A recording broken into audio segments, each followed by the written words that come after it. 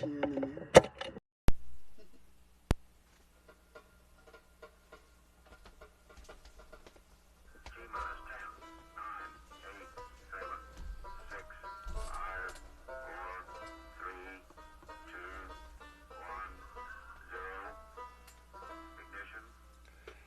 everybody, it's that time of the week again.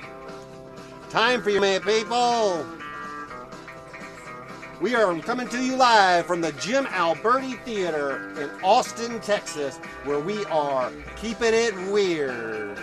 Because as Paul McCartney said, I used to think doing anything was weird.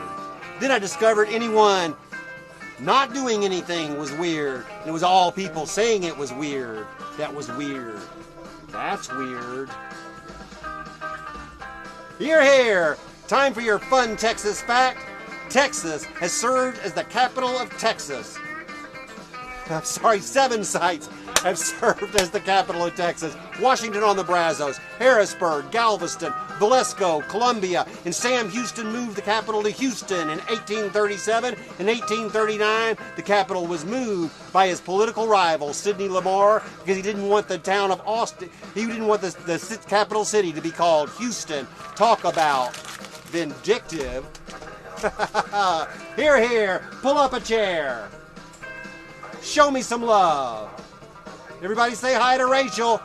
Rachel's working props for you. Hi, everybody. Show me some love. And if you like this video, make sure you share it. If you would like to support me or this broadcast, you can do so at paypal.com.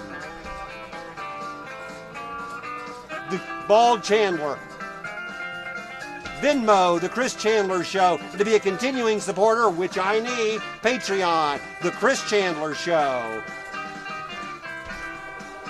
You guys up for a story? Everybody say hi to Rachel. She's working props, working hard for you over there. And running the audio and everything. Oh my, before we get this started, I want to make a little announcement that Paul Benoit is coming into Austin, Texas tomorrow. And we are going to do some local shows. We are going to play in San Marcos. We are going to play in Houston. We are going to play in Austin proper. And we're going to play in the town of Albert, Texas, which is out there near Kerrville. And I'm going to have to get out of the frame here to do something in order. You guys up for a story? You guys up for a story? Maybe you can do that. You see there on the bottom right corner, there's a little play button. Oh, she's fixing my sign, which got twisted around by all the shenanigans going on there.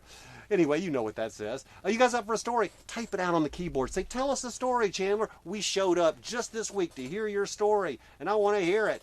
Let's see. I'm going to have to come out of the frame here. Right there.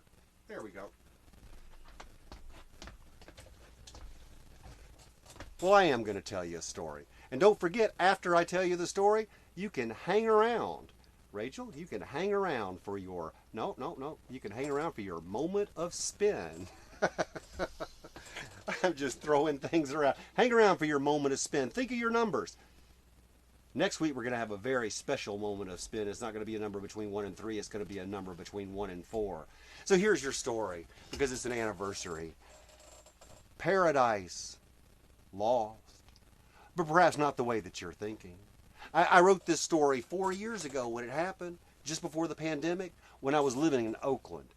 And we were just starting to wear our N95 masks, but for a very different reason.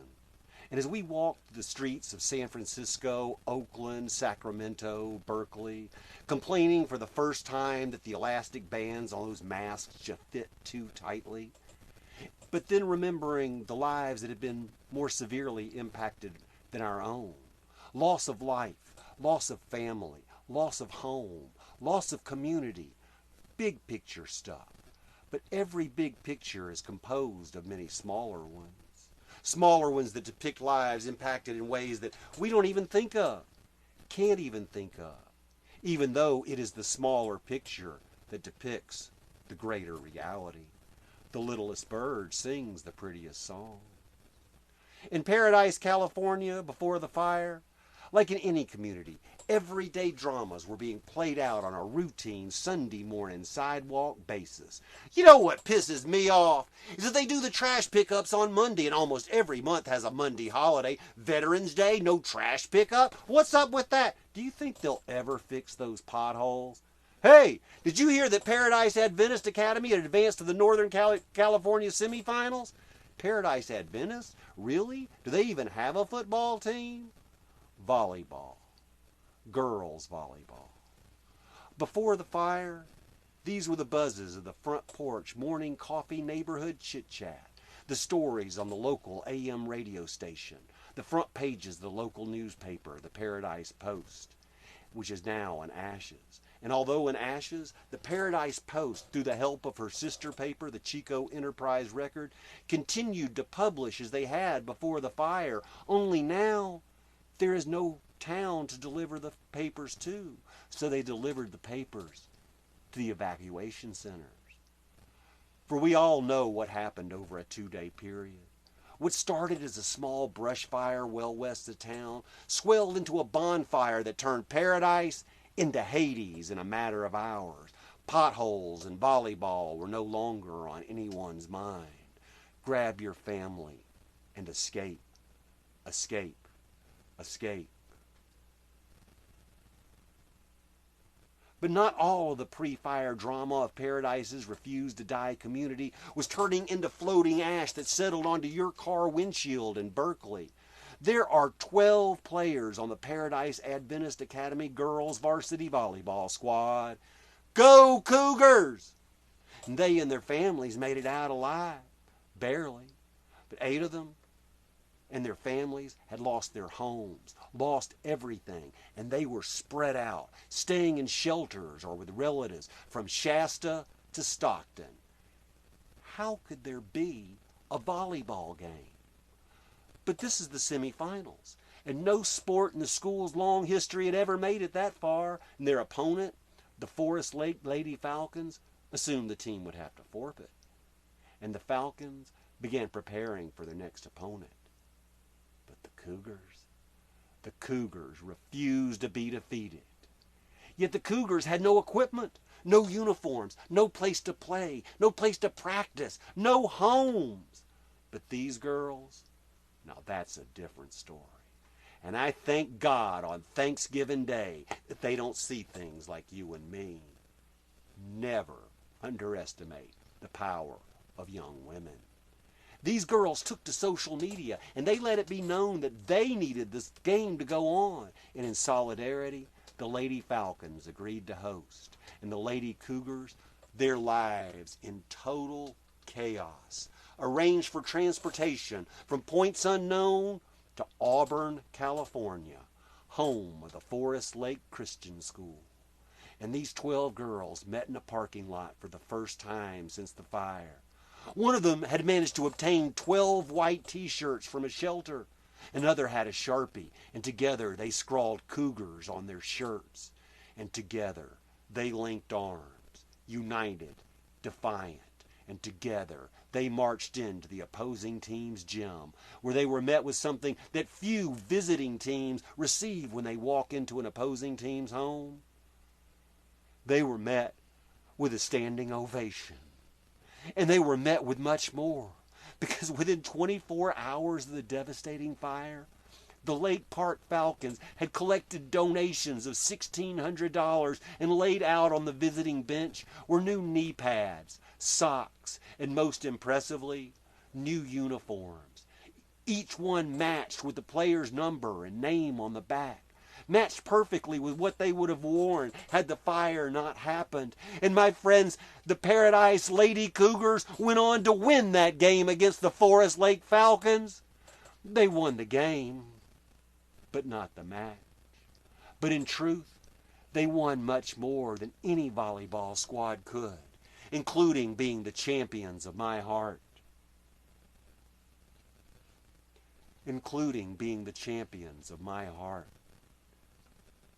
And it would be poetic to say that the Lady Cougars went on to win the state championship. And in a way they did.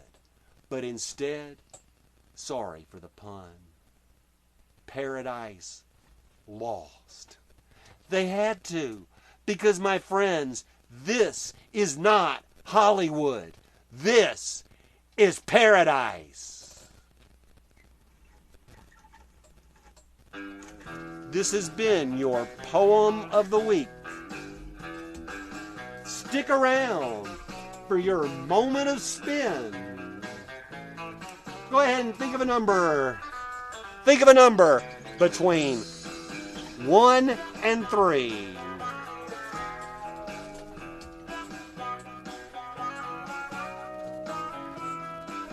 Do we have any takers over there, Rachel? Just a lot of applause. A lot of applause. Well, thank you. Thank you very much. I appreciate that. The applause was deafening. Marcy Winters wants number 2. Hey, Marcy, number 2. The only number between 1 and 3. And that would be Observations from a Roadside Diner. Now give me a number between 1 and 135.